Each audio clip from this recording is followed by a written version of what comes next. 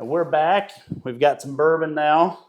Yeah, So that'll make us have a little Kentucky hug right now. Maybe the wisdom will flow a little bit. Yeah. So let's talk about your book. Okay. Meetings with Remarkable Men Again. Right.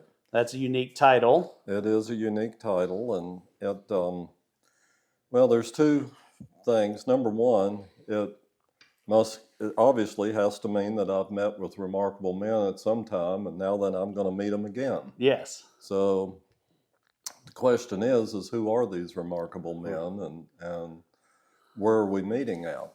Right. So, and then the other connotation is the title was from another book that was written called Meetings with Remarkable Men. It got published, it was written in the 1920s and it got published in 1963. And it was really about this guy's journey to find ancient wisdom and the lost knowledge and hidden knowledge. Okay. So... And he makes an appearance in the book, right? Oh, yeah. Okay. He makes a big part of it. Yeah, I should say more than an appearance, but he's a big part of the book. He makes more an appearance, and he's a key character in the whole thing. Right. And he's part of the council. The council is the Brotherhood of Old Souls and Great Minds. I love that, yeah. And they're... anyway, some interesting people in that council, and let me just read this first part. Sure, go ahead. Yeah.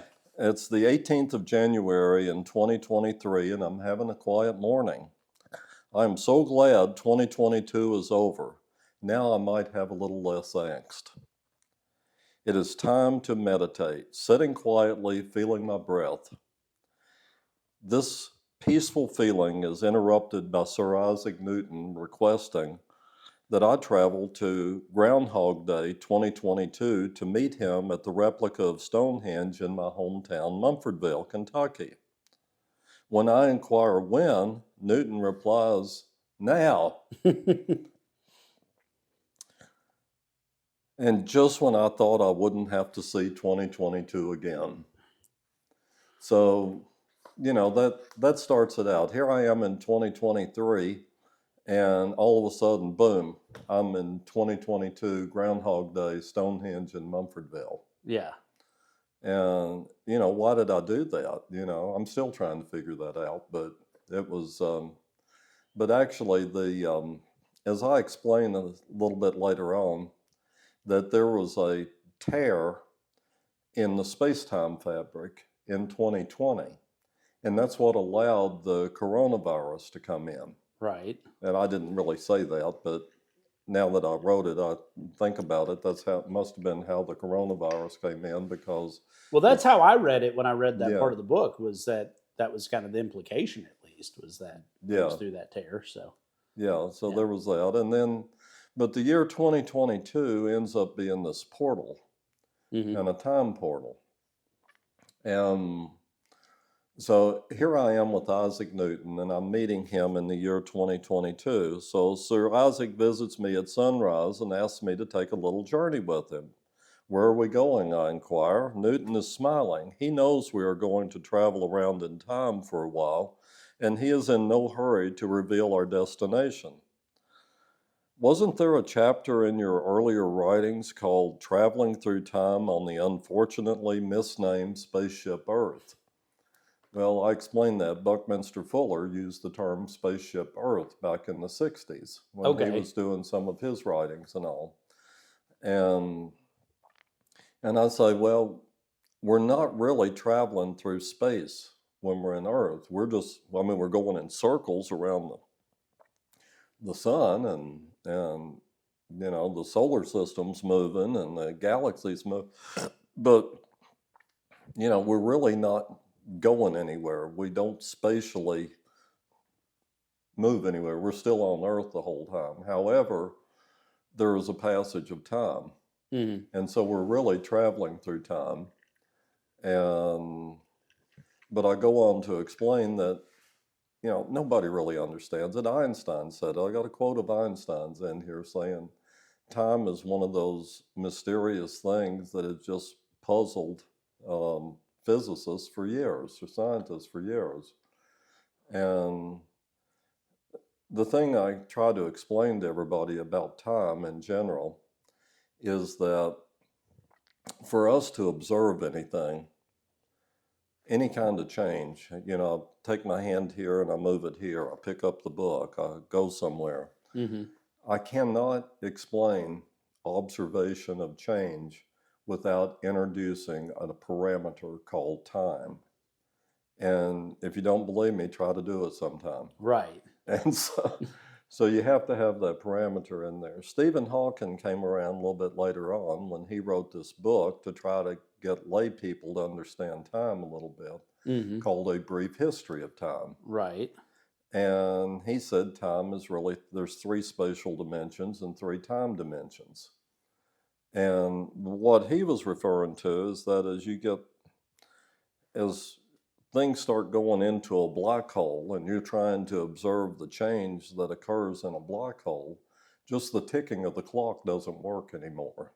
Okay. So you can't work out your equations in physics to get them to work. So you add one more parameter.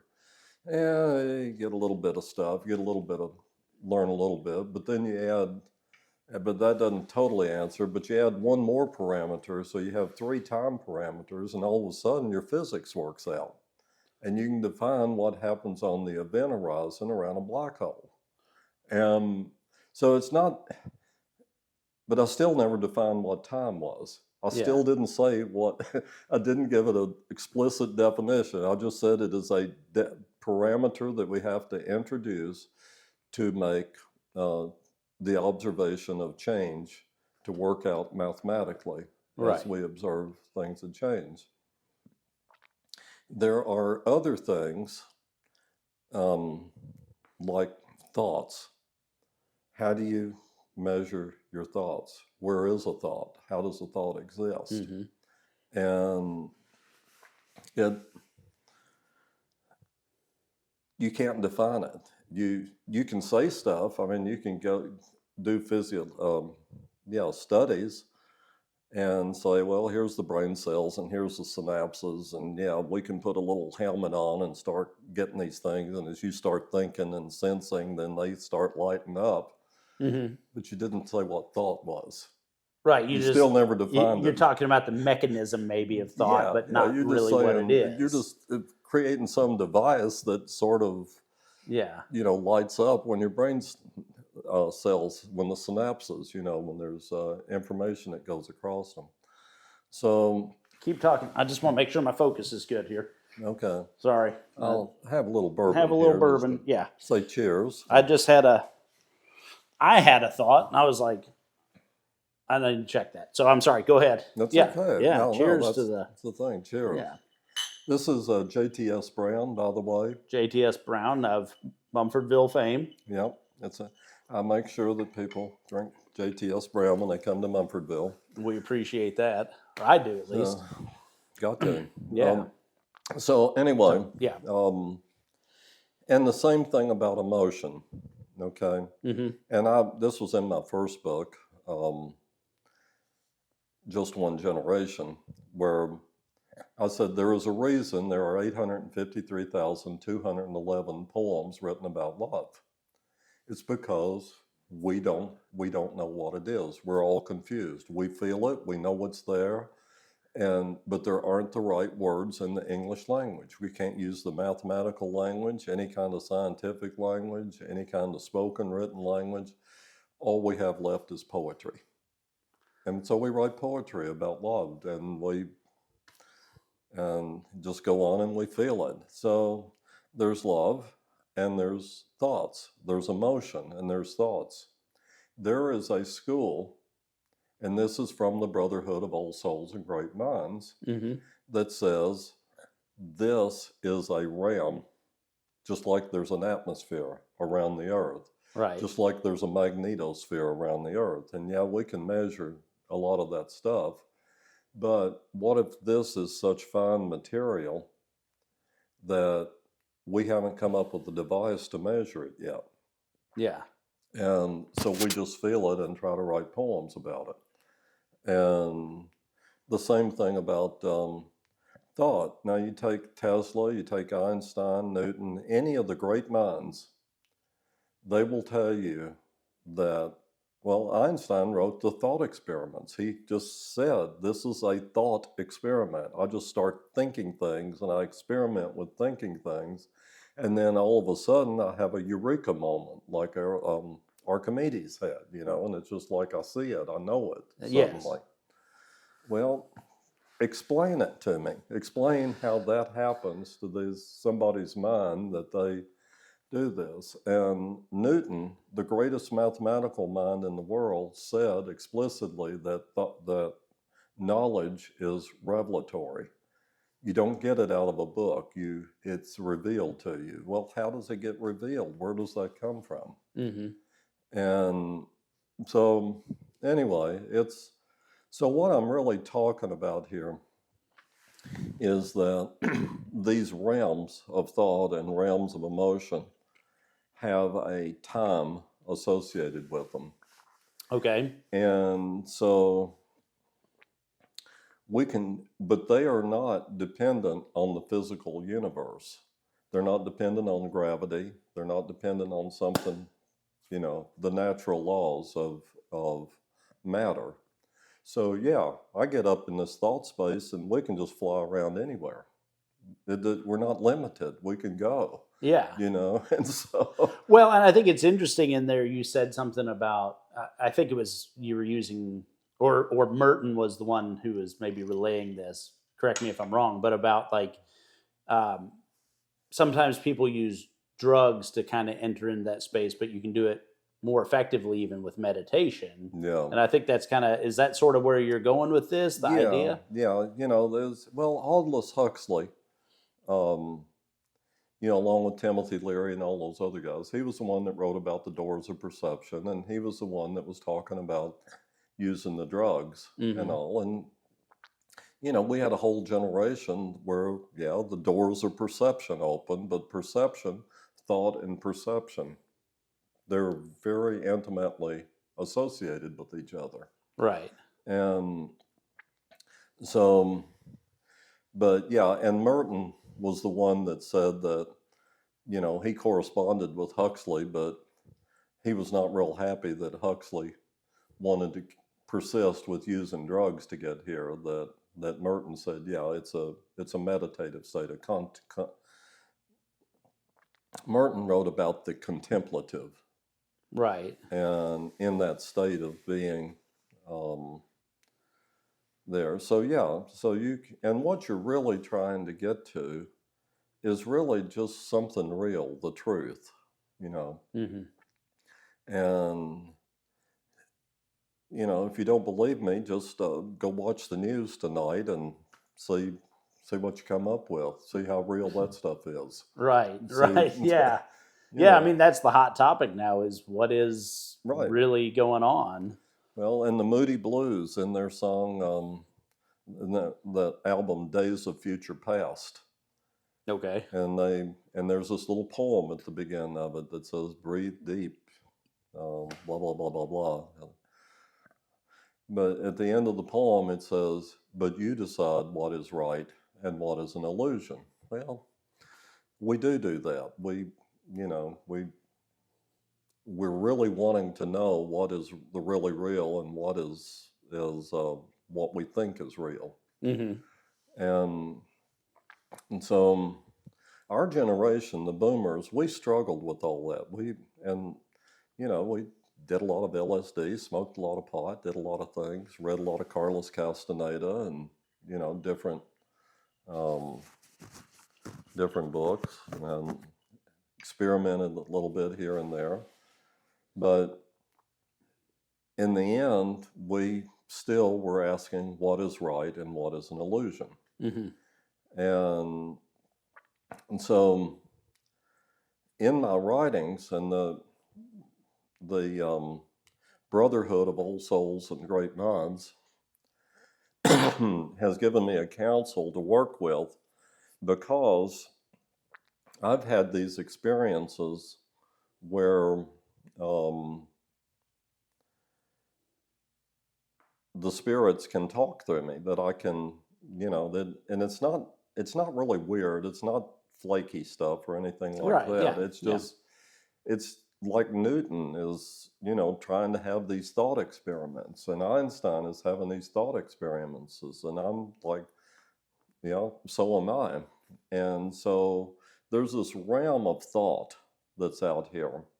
And Daniel in the Old Testament mentions it by calling it the book of life. And everything that was ever thought, or everything that ever was, and everything that will be is written in the book of life. In the Hindu world, it's called the Akashic Record, Akashik. Okay, yeah, I saw that mentioned in the Akashic book as well. Record. And it's just that, so anyway, so my counsel is trying to give me information. And so I go to the Stonehenge on Groundhog Day of 2022. And when I get there, some of the Brotherhood's there, but then where we go to have our council meetings is we travel into the clouds. And the clouds that I'm talking about is equivalent to the clouds that we talk about with the computers. Right. There's a lot of information out there, but how do you take all of that information and turn it into something that you understand? So it gets filtered through your language, blah, blah, blah, but when that data is just sitting out there, it's a bunch of zeros and ones. It's a bunch of things that turn off and on, and then a pattern that gets then formed into something that then gets to filtered through my brain, and then I'm like, oh yeah, I know that stuff now, Yeah. So, well, it's no different than that. It's all of the thoughts that have ever been had that then get personified, and this is where I explain that the 4D holography comes into play. Right. Because, pardon me, I have to go ahead, wet your whistle. So the idea here is that the mind's ability to create, I can take this entanglement concept, because I've studied Einstein a lot, I've studied Newton a lot, I've studied Pythagoras a lot, Thomas Merton, all of these dudes. And so having studied them a whole lot and gotten, but more so than studying them, but trying to get into their thoughts. What were they thinking? What was Einstein thinking when he came up with relativity? What was Newton thinking when he figured out the acceleration of gravity? Right. And, and so what that does is that entangles your mind to their minds, so that then you use the imaginative part of your mind to create this hologram of these characters, and then that hologram can communicate with you. And it's as if you're there with them. And it's not weird stuff. It's it's stuff that your mind is capable of doing. And you can have somebody challenging you. You can have reality checks on it to keep you from going crazy or going off the deep end or something like that. And that's what the good dialogue is about, that I talk about having dialogue. Right. Because it allows you to go into this space. It allows you to explore without going off the deep end with a bunch of it and imagining stuff that just ain't there. Yeah. Which is easy enough to do. Well, and it seemed even within the books, there were a few checks and balances when people were when these things were going on. Yeah, the dialogues. The dialogues, and somebody else might come in to check, kind of heard the conversation back where it should be. I think you said something about I'm going to use the wrong term here, unfortunately, because I don't think I remember exactly how you wrote it, but going from the objective, staying in the objective subjective versus subjective. Objective, yeah, and that's the that is and you need a trajectory, and the trajectory needs to be in the direction toward objectivity and toward truth and objectivity, because I just, listen to what's going on in TV today with this dang election we got going. Just listen to the news people, listen to the politician. Is there any truth? Is there any real knowledge that's there? You know? Right. I mean, it's just, it would be refreshing if you could get something like that, but, you know, their thing is to try to get the votes, and half the time, I don't know. It befuddles me to see it. I can't believe human beings are that way. That's part of the impetus for me writing. Is like, look at how ridiculous these damn human beings are. They're just crazy. It's just anyway. So well, we were even talking about that today at the law office. Yeah. You know, about the gullibility and people just kind of falling into the pitfalls of like believing, but it's not about objective truth. They just believe this sort of subjective. Oh yeah. No, they just, and so dialogue is dia and logos. Dia, you would think means to, but it doesn't. It means through. Okay. And logos is the word, language, whatever. So it's through that, it's the free flow of meaning is what you're trying to do. And the idea is, I might say something and you might totally misinterpret what I say. So we have to have a mechanism of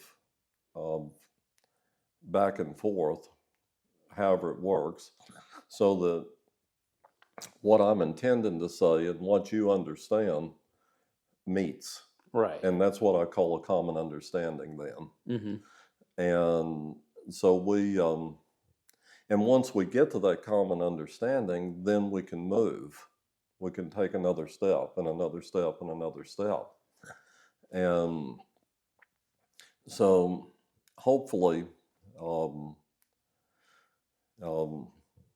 that's where the Brotherhood of Old Souls and Great Minds is trying to help me get the right words to speak to people, to say, this is where human language needs to go. This is how humans need to start interacting with people. And also, now I have a whole thing called Mother Earth Speaks. And that might be in the second part. You may not. Yeah, I don't think I've gotten to that. Okay. I read the poem from, I think it was Black Elk. Yeah, the Black Elk. That seems to kind of maybe be a about precursor to that. But that's the tree. By the way, another crazy story that I'd told you is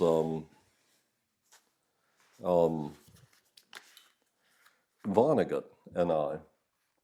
So Kurt Vonnegut and I, we were at a party. I was at this party in New York one Halloween, and there was a bunch of writers and editors of different magazines and publishers, and it was just an interesting group of people. I thought once again, I felt like a fifth wheel there. Yeah. But Vonnegut was at this party, and he felt like a fifth wheel. So Vonnegut and I are drinking bourbon together. And the great equalizer. And he noticed that I had a pack of Camels in my pocket. Yeah. And nobody was smoking there. We were in the West Village, right off of Bleecker Street. And he had been too long without a cigarette. He smoked those Pall Malls non-filters. And we had been too long. So he's like, hey, you want to go outside and smoke? So we spent most of the evening drinking bourbon, smoking out on the streets in New York, just talking about different things. Yeah.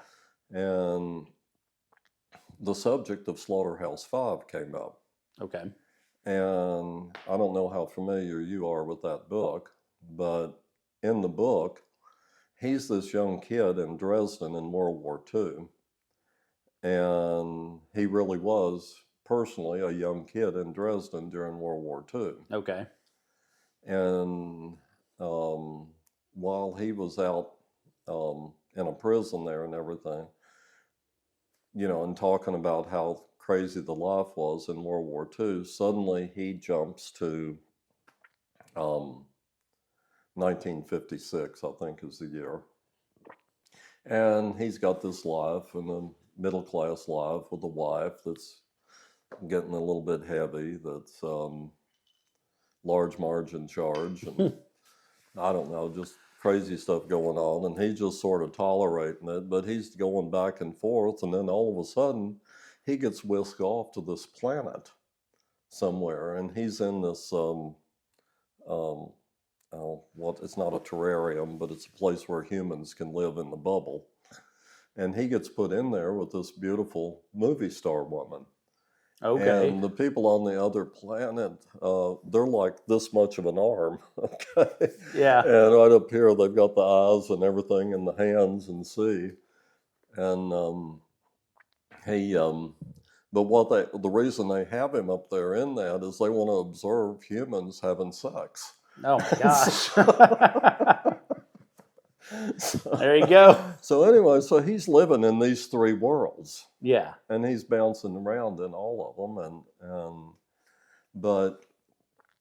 and then as we you're gonna get your phone there. Here, I'll turn it off. Spam call. As we broke my own rule. As we were getting a few more bourbons down us and talking a little more, and the evening went on, and he was telling me that he said everything he wanted to say in that book. And all of the other books he ever wrote, he did it because publishers wanted more from him, because his books were a hot item and they were selling, and he was making plenty of money. So they were really pushing him to do that. And Vonnegut just said, it was just a struggle. I just had to write them, and I'll spit them out and whatever. And imagine being able to just spit out what he spit out, though. God, I mean, it's just crazy to think that, like, this like unpassionate thing, but to do what he did, like. Yeah. Anyway, sorry. It's just that's just okay. an amazing thought to me. In the middle of his enthusiasm, he said, "Dang, if I had just died after I wrote that book, wouldn't that be great?" Wow. So this happened around 1991, and those words stayed with me for a long time, and they still stay with me. And I kept trying to figure out, why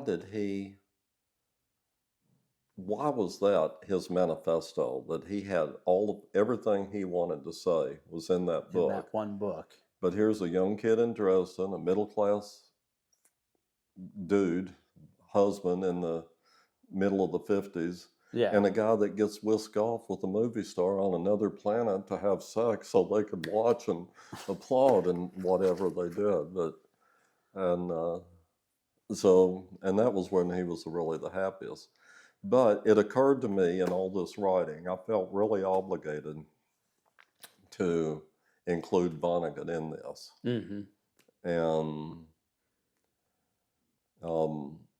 And it occurred to me that he was really trying to tell people about time travel. He was using a real experience of his, and the bad experience of World War II, just sort of the nothing feeling of living through the 50s, and then finally just off in a bubble having sex with this great movie star. And just that being able. So it really stayed with me until I finally realized he was trying to tell people about traveling, but he didn't have the words. Okay. And he was assigned to me, as much as anything, to help find the words for him about the time travel and what he's talking about there. And so. And when you're saying time travel, and I think you allude, or you say this in the book, it's not the time travel that maybe we think of, like get into this little box and travel like Back to the Future style, right? You're talking about something a little different. I'm talking about something different than that. Yeah. Okay. I just want to make sure people are clear with that, because it's that you always run into paradoxes trying to go backwards and forwards with the click of the clock. Remember that time is how you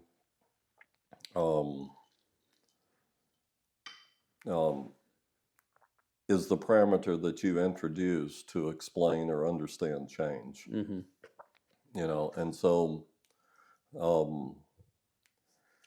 yeah, when something changes in the physical world, trying to turn the clock back, there's too many paradoxes to turn the clock back. Mm-hmm. And it doesn't. So the physical world is, and I'd like to say linear time, but time does bend, so it's not just a straight line. That was the thing about Einstein and relativity and the space-time continuum is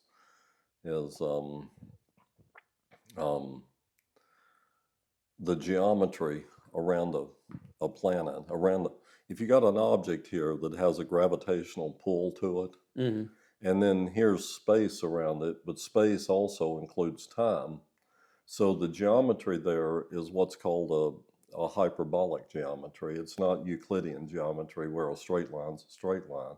The straight line around a gravitational field is a hyperbola. Okay. You know, it curves like that. I've seen that shown like with a sheet pulled tight and they'll put a ball in it. Is it similar to that? Like how it... Yeah, like a rubber sheet. Yeah, and it changes how the space is, and so once space is changed, or space-time, mm-hmm.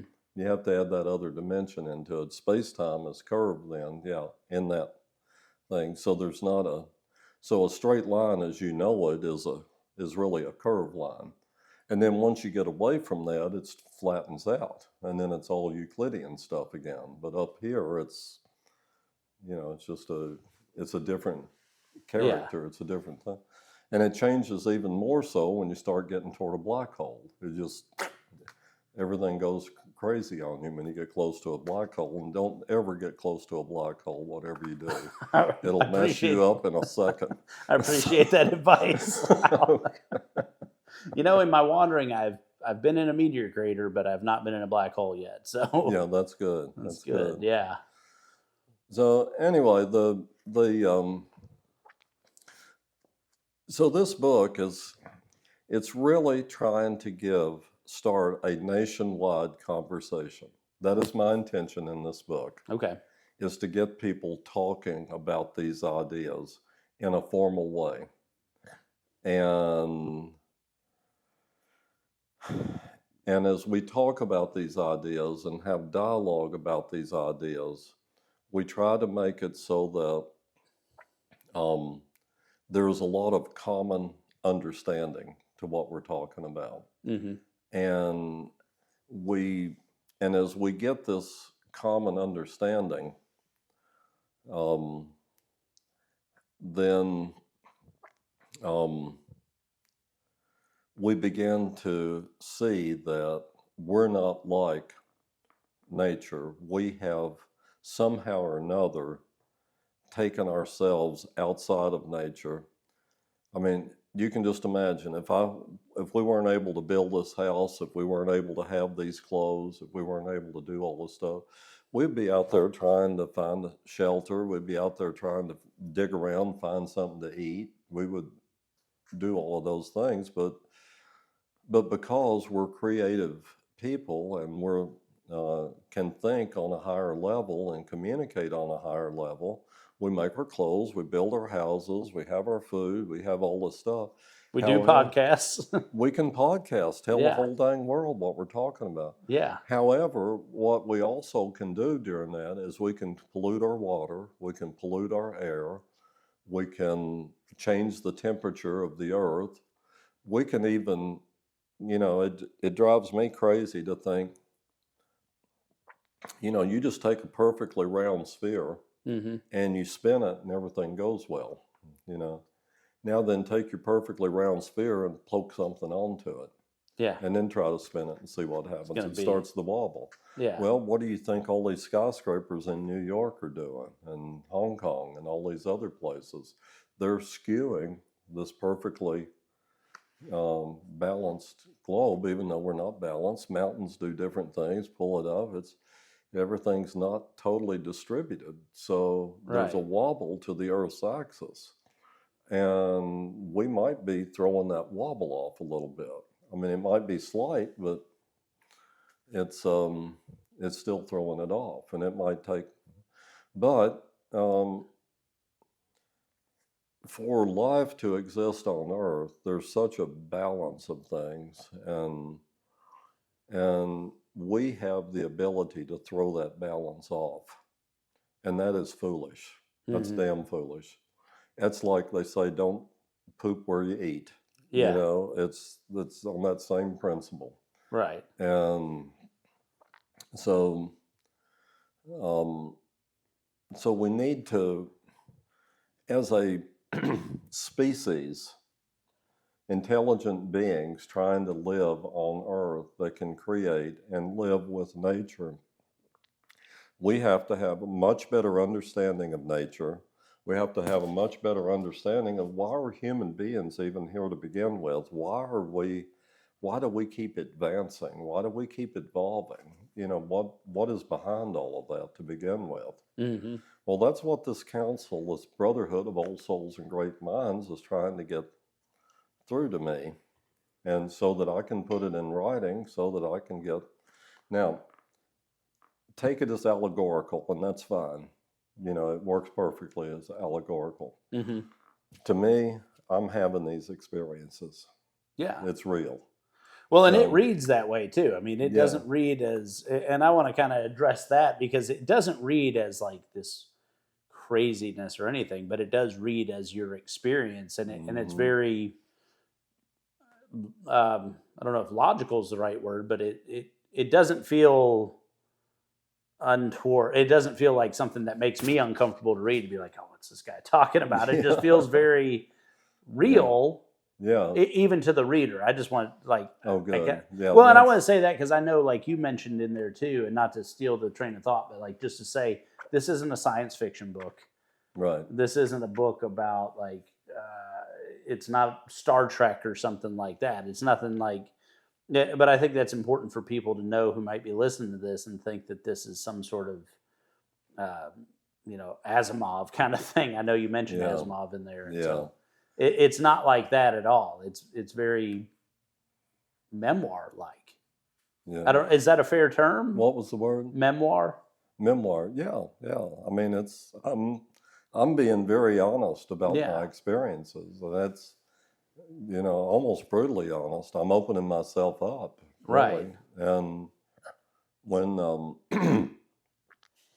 but I've had this training, in meditation, and I think meditation is probably one of the more powerful things a human being can do. Mm-hmm.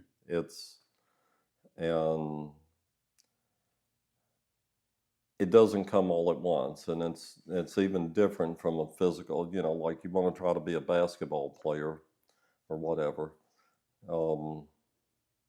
And anybody can be, somewhat of a basketball player.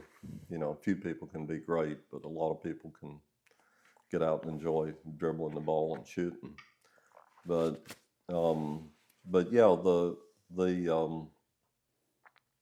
but meditation is you're really, you have the potential to look into thought, the power of the mind, mm-hmm. how the flow of energy in your body, you're able to see some larger pictures of yourself, the world, and you can explore certain questions. The two questions I keep asking is, who am I, and why are we here? And this, and you're not going to answer the question, who am I? But you have a sense of who I is. Mm-hmm. I is who, but who I is.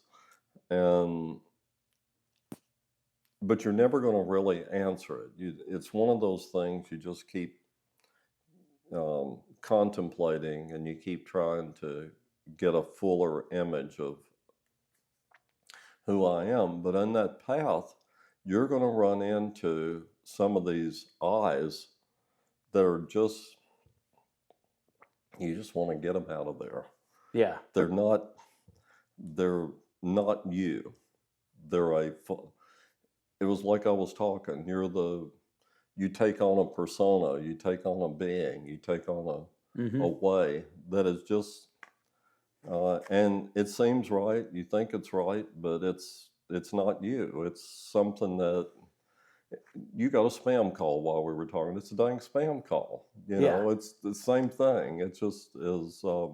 Well, it sounds to me kind of like when you end up in a job, but it's not the right job. Mm-hmm. You know, it's not exactly the same, but you have to become a person within that space. Yeah. And then one day you wake up and you're like, I am not a accountant, even though I'm doing this. Yeah. Am I on the right track with that? Yeah, you are. And along those lines, a lot of people, when you say, "Who are you?" and they'll say, "I am an accountant. Mm-hmm. I am my job." They don't say who I am. They just say, "What do I do?" and call it I am my job. I remember the first time I was traveling to Europe, and they said that's such a foreign concept there to people to say I am to lead with their profession. Yeah. Whereas what do you do? And I'm a chef or I'm a whatever. Yeah, you want to know everybody's profession. What do you do? Yeah, that's where we start. But yeah, it's an interesting exercise to get a group of people together and just say, okay, you're all going to spend a day together, but you're not going to ask anybody what your degree is, your favorite food or what your job is, just those basic questions that you ask, but yet try to get to know that person without those surface questions. How can you get to know them? And it's a great exercise. It really works. You spend 3 or 4 hours with a group of people and you just get to observe. You do things together. It might be craft. You might be making something or whatever and working, or drinking bourbon. Yeah. That's in bourbon veritas. Yeah, there you go. Well, I was thinking about that a little bit now because you've got a little passage in there about waste, and we don't have to go deep into that, so to speak. But I was thinking about how bourbon is a waste product that we figured out how to use. It is, at least alcohol. Right. When the yeast is fermenting, the waste product of fermentation is alcohol. Mm-hmm. And that's why you only get, like, beer yeast will get to 6 or 8%, and wine yeast will get to 12-15%, because it can't survive in its own waste. Yeah. And so when it gets up to a certain level, then the yeast, and that's what makes the difference, is whether wine yeast can survive a little longer and more of its waste than a beer yeast can. Yeah. And anyway, it's sort of interesting how that works. But it just popped in my head when I was reading that. I was well, we're recycling right now in a sense. Yeah. But and that's the whole thing. And the reason I wrote that thing about the waste in there is,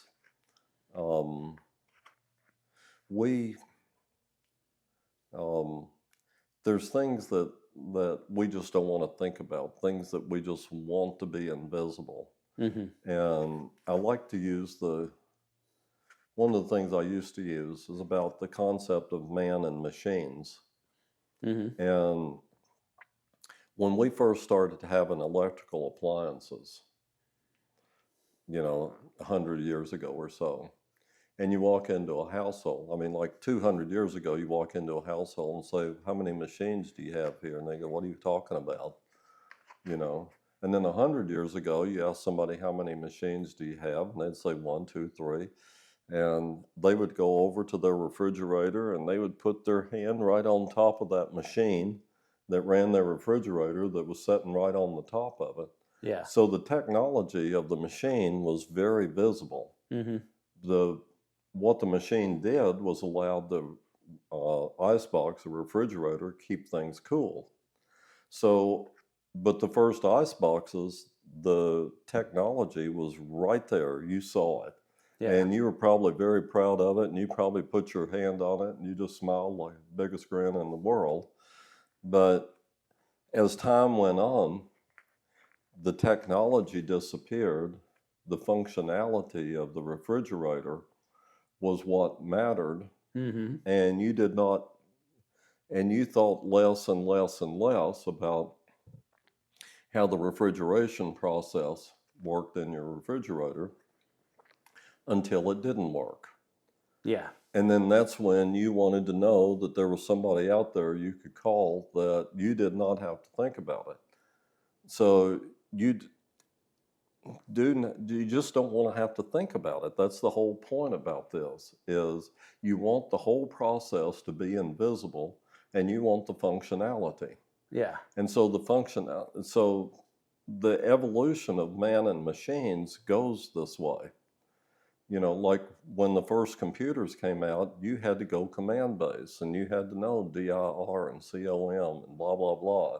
Right. And all of these commands to get anything done. But now then they put in a graphic user interface, and then you know that. And now then they're trying to make it invisible, and I'm resisting it because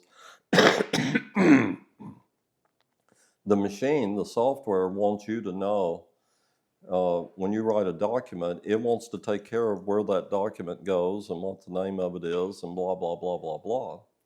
And I don't want that to happen. I want to be in total control of where I put it, what I call it, and how I can recall it, and blah, blah, blah. And it's a little bit irritating because, you know, I'll get the latest and greatest, and all of a sudden I'm like, oh, they got me again on this one. They're trying to make it invisible, but they're making it worse than it is better. I want it to be visible. But yeah, that's the... When I think about my car, I still have a stick shift. I know, but you can't even hardly find those anymore. That's right. But it's another thing of just put it all under the hood, put it all underneath the floorboard, and to your point, you don't see it. The status is in... And that's an interesting thing, is the status is in seeing that I have this thing, and then the status is in not seeing that I have this thing, but you still know I have it. That's So I noticed that today about you shifting the gears, because I always drove a stick shift. I always had one forever. And I think it was in the 90s at some point that I went automatic and not stick shift anymore. Yeah. But I liked having the stick shift. I liked being able to be in control of the changing of the gears. And anyway, it's... Yeah. Now, go ahead. No, you go ahead. Well, I was going to ask you, because you touched on AI a little bit in the book. And I told you I got through part 1, and then I ran out of time, unfortunately. So maybe you touch on this a little bit in the second part. But, you know, everybody's talking about AI so much. And I think that there's reason to be concerned. But there's a part of me that's like, I still feel like that's the wrong term for it. As far as it's like predictive, but humans are able to do something different. You were talking about like kind of these thought experiments and then the eureka moment. And do you think AI is ever going to get to the point where it can have a eureka moment where it's sort of, it isn't just synthesizing and predicting from everything behind it, but it's sort of reaching out in front of it and pulling something down or reaching above? I don't even know what the best way to describe that. And maybe in your answer, you could illuminate me a little bit on that. Okay. The AI has when they talk about big data, that means they have the whole internet out there. They have everything that you can touch, reach, or anything. And they can search all the cloud data and everything else. And so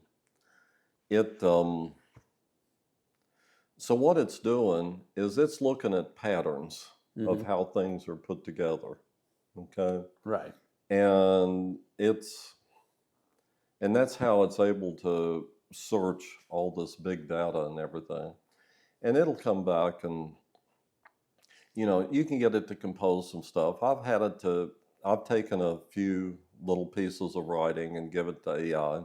And yeah, I have to admit, a lot of it coming back is I liked it. It sounded a little bit better. It sounded pretty nice. But the AI was looking at a lot of patterns and throwing a lot of things together and going at probably faster than lightning speeds, putting all that stuff together and coming back with, and it's interesting, and I like it. But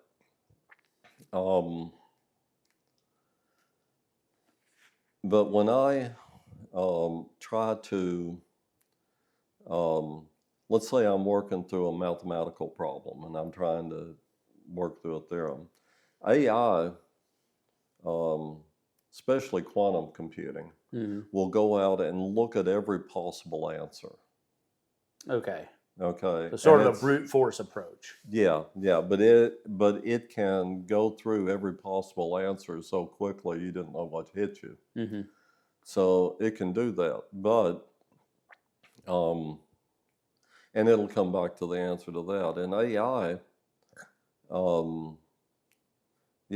it can probably, it can look for mathematical problems and make a lot of associations and come back with some answers.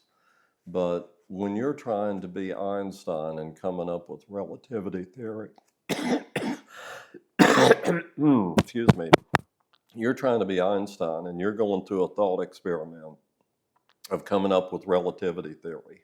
Mm-hmm. I'm not sure that AI is ready for something like that. Or you're Newton and you're like coming up with the acceleration of gravity. Right. Or something. And so, yeah, I just don't see them being able to make that happen. And it's a misuse of AI to even think like that. However,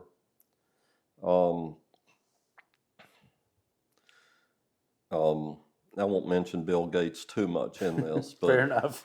It's fair enough. No, I know that's a touchy for some people, but talk about whatever you like. Well, no, Bill Gates and I had a lot of time with him early on in the computer business. Oh, yeah? Yeah, we used to have lunch together and meet him at conferences and everything and talk about all this stuff. And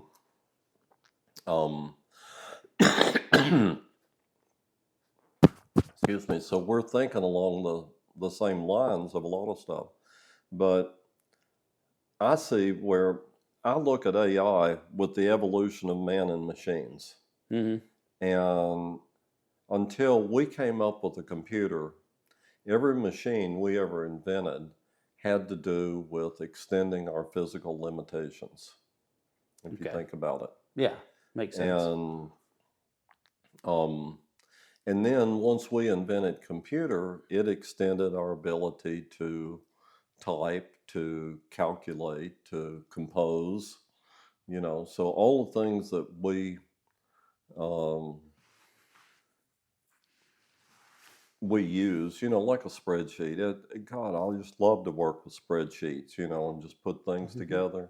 And a database, I've written hundreds of programs and organizing data and being able to get it in there and retrieve it and just being able to get to the gist of why you even want to, what's the meaning of the data, I mean, you got a whole bunch of numbers there. How do you pull that out and say, yeah, I'm making money, no, I'm losing money, yeah, things are going great or not going great. But where we're at right now is a companion. And this is so we have, once we develop this companion thing, mm-hmm. and the companion is for the learner to have as a companion, because if we can't pack enough data in our head, but we can have our companion that can deal with the data. Mm-hmm. And so So our cognitive process, the things that are really human that we're not going to get a machine to do, but depends on processing data, we can have our companion AI program that knows us, that knows who we are, so to say, right, how we think. And so when we're trying to reason out some things and we're trying to use the higher functions of the human brain, then our companion can work with us. Now, the way so I think there has to be a moral structure that has to go with this. And we haven't used anything about a morality, but civilized people have to have a moral structure and a system of justice to keep everybody bound within that moral structure or whatever, and to keep chaos from just taking over. So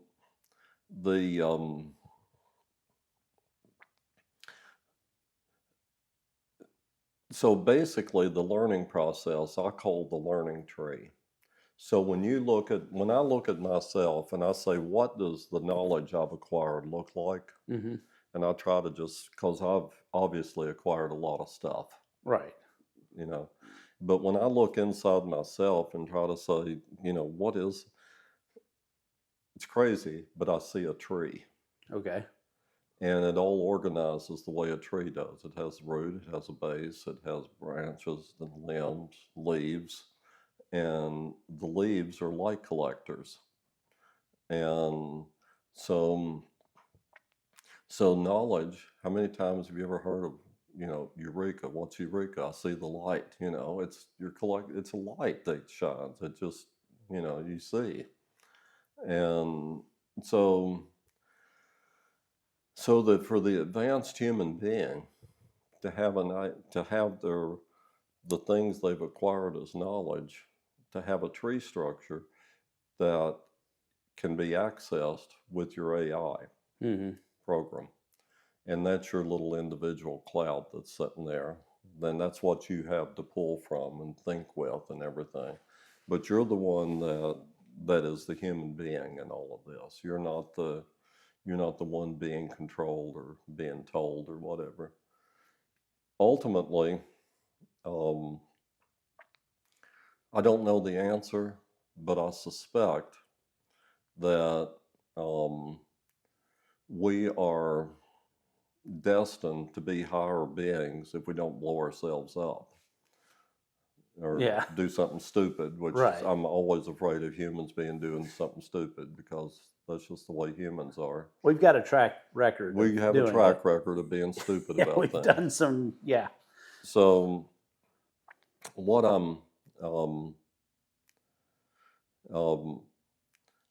I'm seeing here is that we've got this beautiful earth. We've got this beautiful nature to look at. The hills. Look at the pictures you took today. Right. Yeah. You know. That view up there was gorgeous. Yeah. I know. So the perception of beauty. Why do humans perceive beauty? Mm-hmm. You know, why is that such an important thing? Why are we drawn to the perception of beauty? Harmony. When you hear music, you know, why does just like make us do this, and why does you know, just warm our hearts? You know, that is the wave we need to look toward to free ourselves up, to be an advanced human being.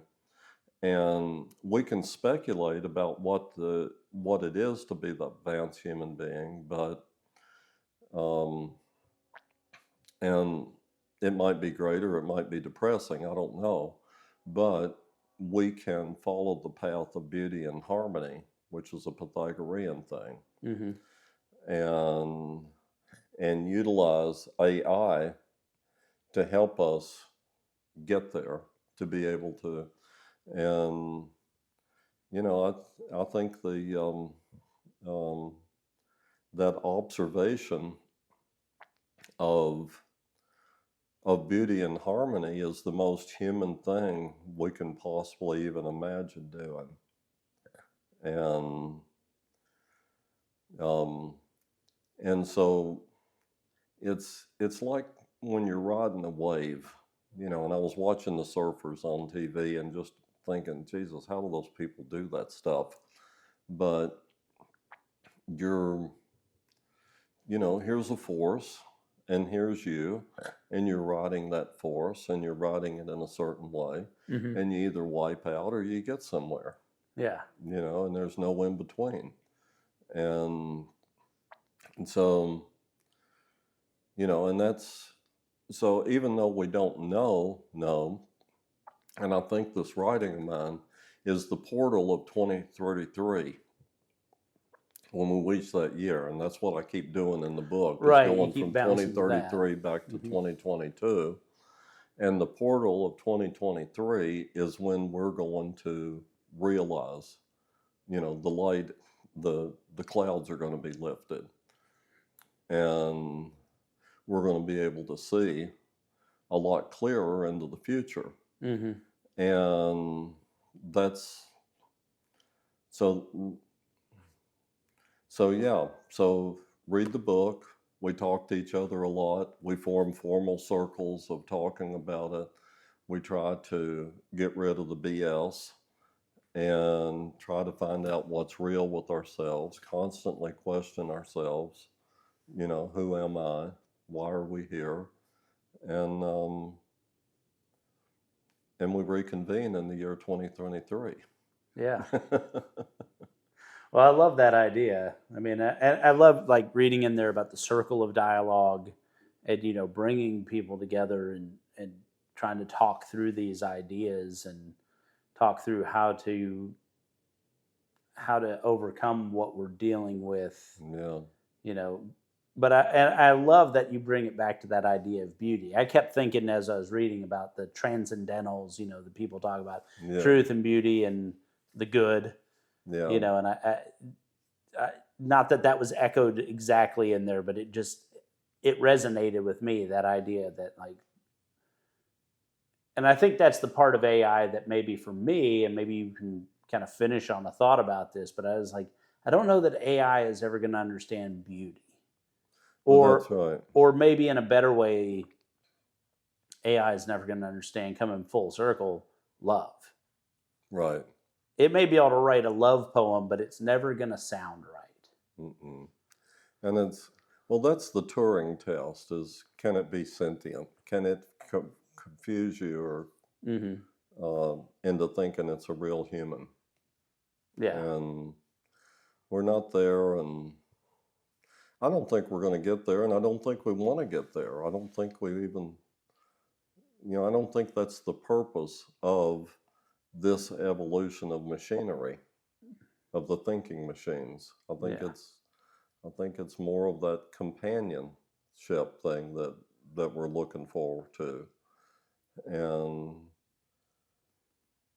you know, so that humans can be more humans with each other. We don't have to fight with each other about stuff. We don't have to have these silly opinions about politics and all this other stuff. It's just silly how what we call human beings today are doing this silly stuff.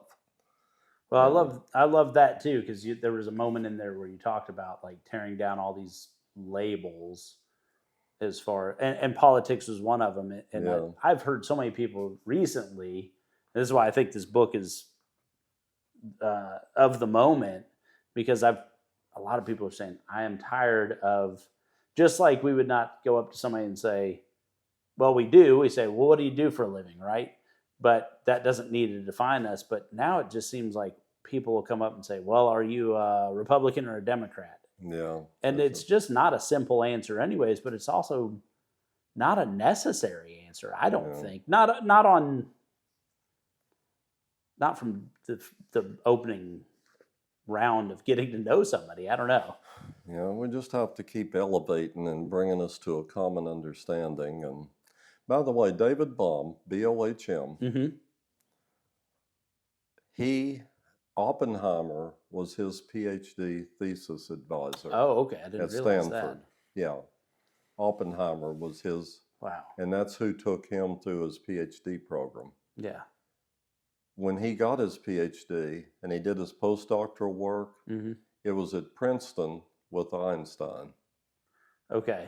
So here's David Bohm, here's Oppenheimer, who took Einstein's ideas and created the bomb, and here's Einstein, who had the ideas, the E=mc², that allowed the bomb to be built. And here's David Bohm, who was very close to both of these men. Yeah. And his answer was dialogue. Dialogue was his answer. I think it's worth listening to. I think it's worth listening to everything he ever had to say. And Bohm became very close to a guy named Krishnamurti. Okay. And Krishnamurti was Indian.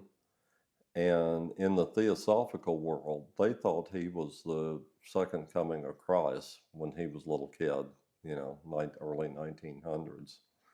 And they were raising him to be this.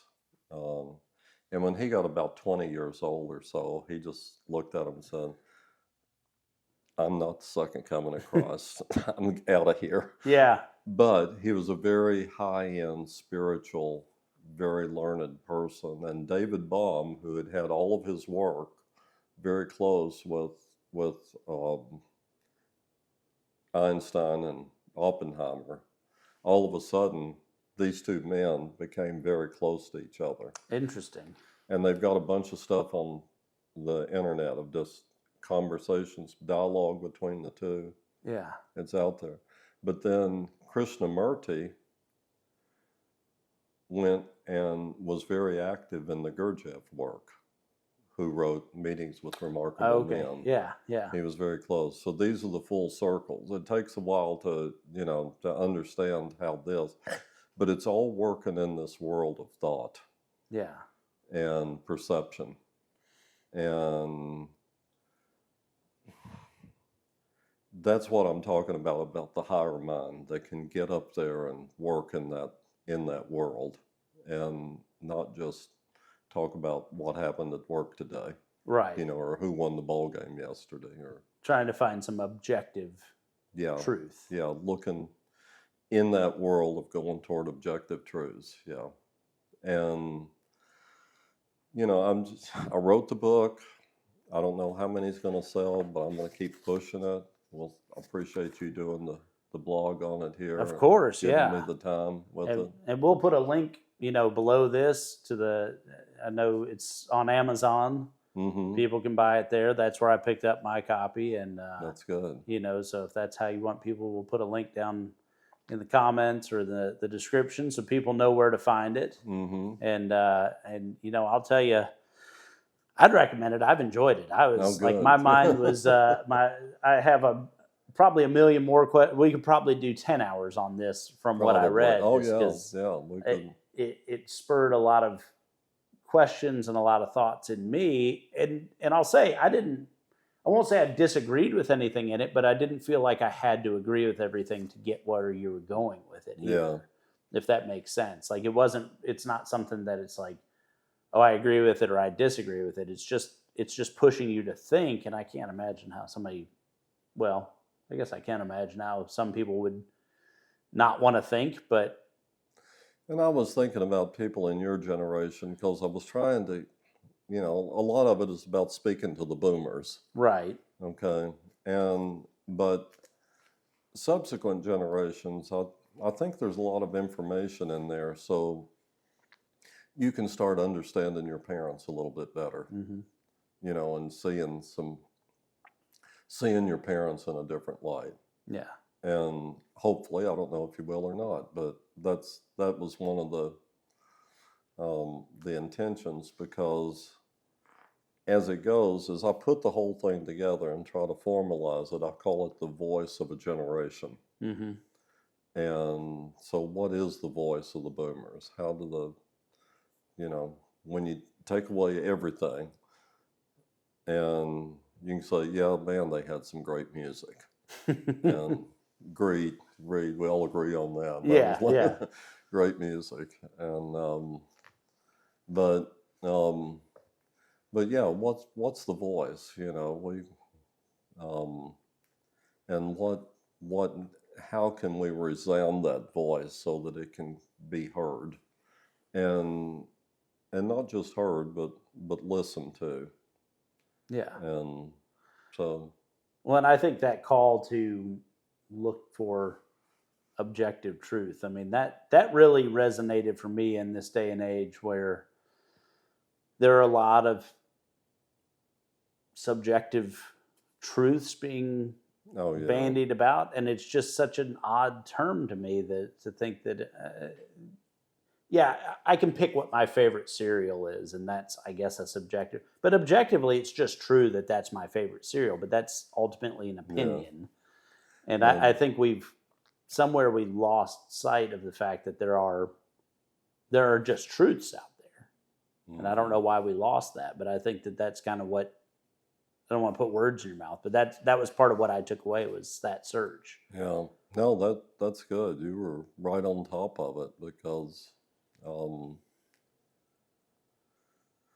we're just, that's the reason when you talk about waste, that's really in the process of waste, it's really pollution. Mm-hmm. And things like that. It's just so if you're just, all you've gotten input into is just this subjective stuff, mm-hmm. and you're trying to make sense out of it, how can you trust what you've got? How can you trust yourself? How can you trust your knowledge? And that's why, if you're striving toward objectivity, trying to get the really real, then you can look at yourself and you can look at your knowledge, and you can begin to have a little trust mm-hmm. for what you know.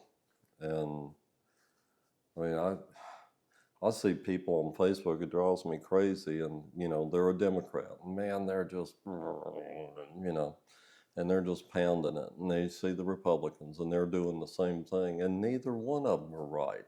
Right, yeah. Either one of them are even close to being right. Yeah. But they're wallowing in it, and they're convincing themselves that this is what we have to fight for. We have to live for this. We have to. And I'm like, no, you don't. Yeah. You don't have to do that. Yeah, there's no. Yeah, I was talking to somebody about politics, not about politics like directly, but sort of a meta conversation about it. And we were saying how like so little of it influence or has any importance in my relationship with that person. Right. The things they're talking about in Washington, not saying they're not important, but us sitting here right now, it doesn't necessarily matter what they're talking about up there for us to be able to have this conversation. Right. And we shouldn't necessarily ignore it, but it doesn't have to be everything. Yeah. That's the, I've been through, like you take the justice system, for example, and you draw a boundary and you say, okay, if somebody drives too fast, I'll give them a ticket, but up to 20 miles an hour over the speed limit. But if they're going 30 miles an hour over the speed limit, I need to press the law a little bit harder on them. Yeah. Because they're being dangerous 30 miles an hour over the speed limit. That's somebody driving 100 miles an hour down the interstate. Right. And then I add drinking on top of that. Yeah. I'm going to start looking out for that. So you define the boundaries. Mm-hmm. And, like right now, you say the speed limit's 70, but if they go 78, 80, I'm not going to say anything to them. That's okay. Right. Yeah. And everybody does that, and we go along with it. But so you draw this boundary and what's acceptable and what's not acceptable.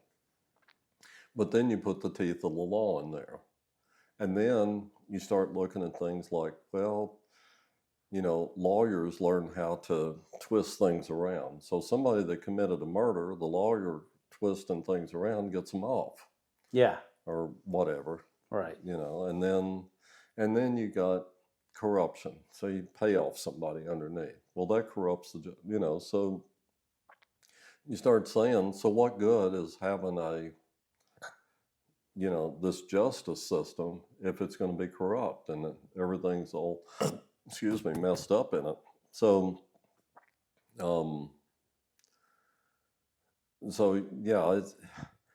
this whole moral sense for the future, these questions have to be really, really, really thought out. And because, deep fakes, you can create some deep fakes that are pretty dang realistic. Yeah, there's a lot of questions about that right now. Right. Yeah. Huge questions. So, so as you advance your technologies and everything, you also need to have a system of morality and a system of justice that adjusts to that. Right. Because all of a sudden, it's, Congress is, no matter what you do business-wise, there's somebody that's going to find the loopholes. Yeah, always, yeah. And, and there's people that are being paid to find the loopholes. So anyway, you about ready to... I think we can call it a day. Okay. That was a great dialogue, though. I know. The book is Meetings with Remarkable Men Again. Harold, thank you so much for your time. Thank you. Let's go have some bourbon and thank you. Let's have another bourbon. Have another bourbon and find some food, and we'll put some links below so people can buy your book. Okay, and maybe hope so. Maybe we'll follow up on this another day. I'd love it. We got more to talk about. Sounds good. All right. Thank you.